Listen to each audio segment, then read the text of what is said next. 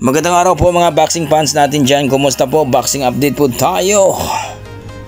Cuadralas Janvel Casimero, breaking news po ito. Sa Oktubre na balaw ang kanyang laban. Pag-usapan natin yan mga idol.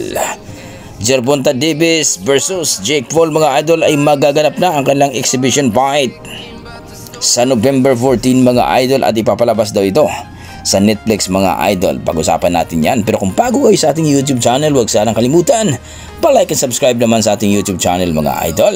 At ito na nga mga idol, sa November ay magaganap na ang Jake Paul versus Gervonta Davis mga idol. Grabe naman to. Talagang magaganap na ang laban sa dalawa. Napaka-imposible mga idol. Grabe talaga. Pagdating sa kapirahan mga idol, alam naman natin na itong si Jake Paul ay talaga namang mukhang heavyweight na po ito lumalaban mga idol, no? Samantalang itong si Gervonta Davis mga idol ay lumalaban ito sa 135 mga idol. Medyo malayo, kaya exhibition fight ito mga idol, para lang makita ng mga tao na walang imposible kung maglaban ito. Sa November 14 na po ito mangyayari mga idol, at ipapalabas daw ito sa Netflix mga idol. Malaking pera na talaga ito mga idol, no? Dahil malaki po si Jake Paul. Kung baga walang timbangan na ito. Basta talagang maaliw lang daw mga tao. Iba na talaga ang boxing ngayon mga idol. Pera na talaga. Kahit maliit ang kalaban, walang problema. Basta magkasundo talaga sa presyo mga idol. Grabe naman talaga.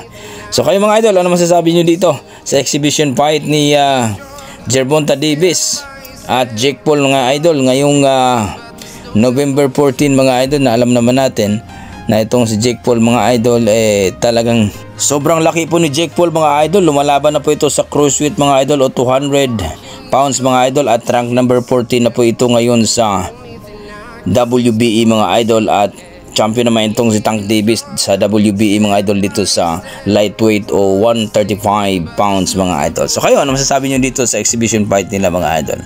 Sa kabilang banda mga idol, ito na nga no, ayon dito sa mga pinagkakatiwala nating source ay nagkagulo na nga, dahil maraming hindi naniniwala o marami ding naniniwala na sa Oktubre na daw ang laban ni Casimero mga idol.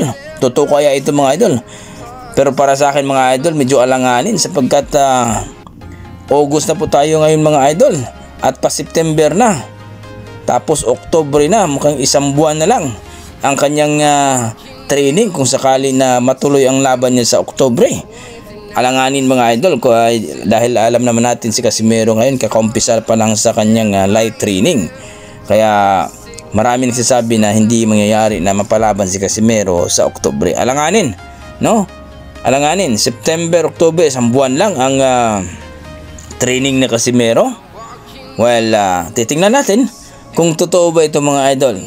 Pero ayon na sa sinabi ng kanyang promoter ay sa December nga ang kanyang laban mga idol. So kayo, ano masasabi nyo dito mga idol? Totoo kaya ito na mangyayari sa Oktubre ang laban ni Casimero? Sa Oktubre din matatapos ang kanyang ban suspension sa bansang Japan mga idol. So kayo, ano masasabi nyo dito mga idol? Totoo kaya ito sa Oktubre ang laban ni Casimero o hindi? Please comment down below mga idol para ating pag-usapan.